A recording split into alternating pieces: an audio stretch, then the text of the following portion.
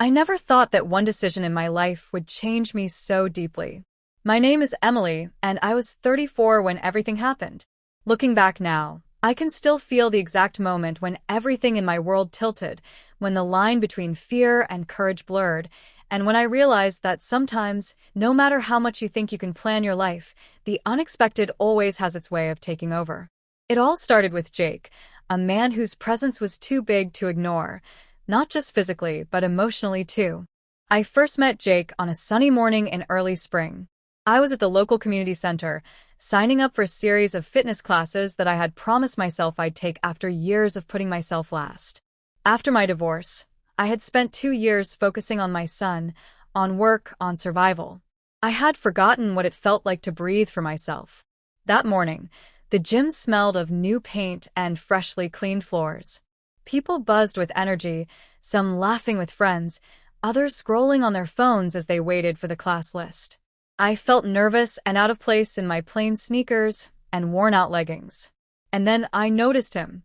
Jake was impossible not to notice. He was tall, broad-shouldered, and had that kind of quiet confidence that makes a whole room feel like it shifts just to accommodate him. He wore a navy blue t-shirt that clung to his chest and faded jeans that looked like they'd been worn in all the right ways. He had a warm smile that reached his eyes, but there was a depth in them that made me curious.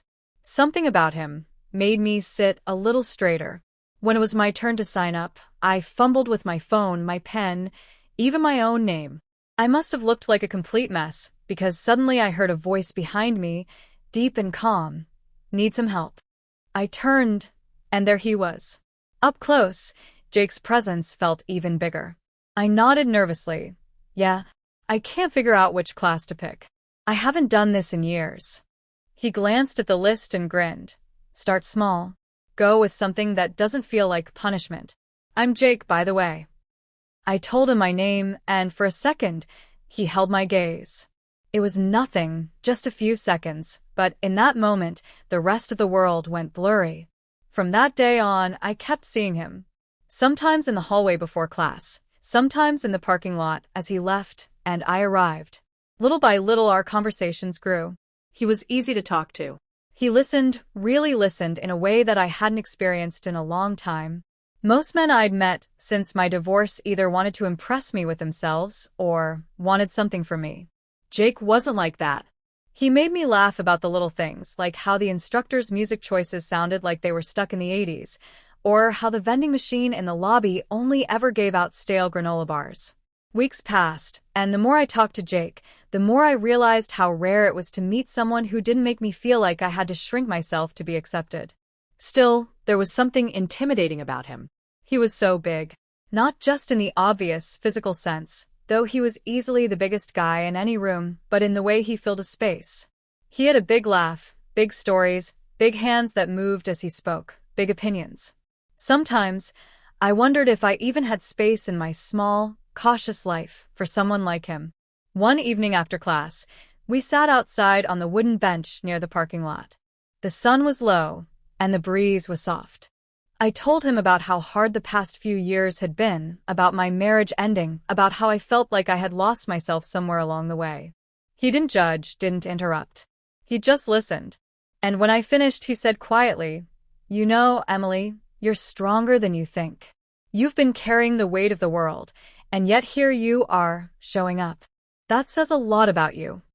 That night, I went home with his words echoing in my mind.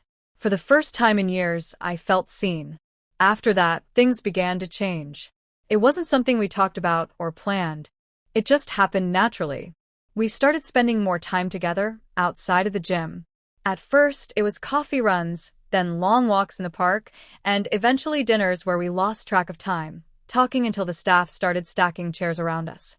My son, Luke, liked him instantly, which surprised me. Luke was cautious around men, protective of me in a way that was beyond his years. But Jake had this easy way of connecting with him, talking about baseball, teaching him how to throw a curveball in the backyard. Seeing them together warmed something deep inside me that I had long thought had gone cold. I fought it at first, the feelings that were growing. I kept telling myself that I didn't have room for this, that love wasn't safe, that I had learned my lesson. But there was one evening that I will never forget. It was a rainy Saturday. Luke was at a friend's house for a sleepover, and I was home alone. The storm had knocked out the power, and I sat in the living room with a candle, listening to the rain beat against the windows. My phone buzzed. "Storm's bad. You okay?" It was Jake. I replied, "Yeah, just no power." "I'm coming over," he said. 15 minutes later, he was at my door, rain dripping from his jacket. He brought sandwiches, a flashlight, and that steady calm that always seemed to follow him. We sat together, eating by candlelight, talking about everything and nothing. And then, when there was a lull in the conversation, I said something I hadn't planned on saying.